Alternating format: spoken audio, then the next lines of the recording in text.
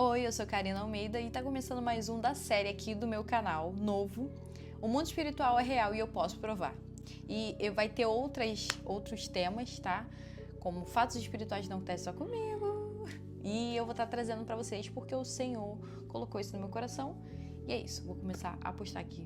Já nos deparamos em algum momento da nossa vida sentindo Jesus chamar a gente pra algo, né? E quase sempre é para o nosso propósito, é para a gente caminhar em direção ao nosso propósito, ao qual Ele nos ordenou, chamou. Eu não estou falando de superstição, eu estou falando quando o mundo espiritual se alinha com o físico, quando a gente escuta Deus nos levar para um lado, para um caminho, onde a gente só vai poder carregar a fé, a gente não vai conseguir carregar opinião, fardo de ambientes, pessoas, porque muitas das vezes algumas pessoas não vão estar com a mesma visão espiritual que você.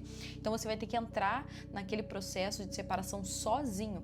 E assim foi com Abraão, Josué e Moisés. Eu queria trazer esses três exemplos desses três homens de Deus, usando a base da Bíblia, porque é assim com a gente, mas foi assim também há muitos anos atrás. Gênesis 12:1, Deus fala para Abraão: sai da tua terra, da tua parentela e vai para a terra que eu te mostrarei. Imagina, gente, o desafio de sair do cômodo, de sair de algo que você já conhece para algo que você não sabe onde é, e no meio do caminho que Deus vai te mostrar, tipo assim, sai que eu te mostrarei. Então, é literalmente você acreditar no invisível, mas sabendo que no invisível, o mundo espiritual, ele atua no físico. Deus pediu passos a Abraão que ninguém entenderia. Ele tinha que ir, somente ele. E quando ele deu esses passos, ele entendeu na obediência que se tornava palpável. Gente, o mundo espiritual, ele é real e ele se torna palpável. Então isso é muito profundo, não dá pra gente compartilhar alguns sonhos, projetos, algumas coisas espirituais com algumas pessoas até próximas de nós, que amamos, porque tem que estar muito na visão espiritual, sabe? Tem que estar muito ligado com os céus e não é todo mundo. Olha que interessante, com Josué não foi diferente. Jesus fala para Josué em 1:9: não temas, porque o Senhor teu Deus irá contigo por onde tu andares. Josué também foi chamado a ir ao invisível.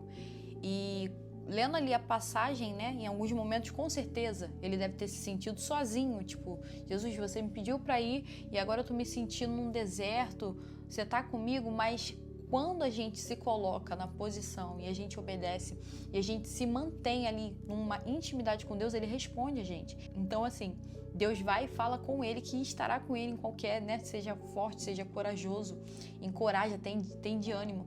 Então, eles têm isso em comum. E a gente sabe que com Moisés foi a mesma coisa, que fala em Êxodo 2, 3, 4, algo assim. E apareceu o Senhor, né, numa sarça ardente e disse a Moisés: Moisés, Moisés. E a gente já sabe ali, mais ou menos, eu vou deixar aqui a passagem, e 3 homens com 3 chamados a pisar no invisível. 3 papéis importantes, né? Cada um ali foi chamado para algo com um propósito alinhado ao que Deus queria, ou foram obedientes. Bom, e o que a gente tem de comum com esses 3 homens de Deus? Eu também já fui chamada a pisar no invisível. Teve um momento da minha vida que Deus me revelou que Ele me daria uma casa própria, gente. É a casa que eu moro atualmente. E a minha vida, ela não era uma vida estável, não. Eu com 3 crianças pequenas, já engravidei de novo do 4º filho. E eu me lembro que Deus estava me convidando a acreditar na promessa e eu não podia falar com muitas pessoas que não tinham visão espiritual, porque as poucas que souberam disseram que era impossível eu ter uma casa com 4 filhos pequenos. E da minha realidade, gente, a minha realidade era muito humilde mesmo. Penso numa pessoa muito humilde, muito humilde. Meu esposo, que trabalhava sozinho na época, eu comecei a trabalhar depois, mas não dava vazão, sabe? E o Senhor disse que cumpriria na minha vida, que Ele me daria casa própria. E hoje aqui, ó, para honra e glória do Senhor, a casa que eu morava era uma kitnet. Os meus filhos dormiam numa cama comigo amontoada, igual uns cachorrinhos assim, sabe? Com a mamãe ali, tudo em cima de mim. Não tinha quarto para eles. A cozinha era junto com a sala, né? Então, assim, Deus me convidou aí a pisar no invisível e conforme eu fui dando os passos, foi se tornando palpável até chegar aqui.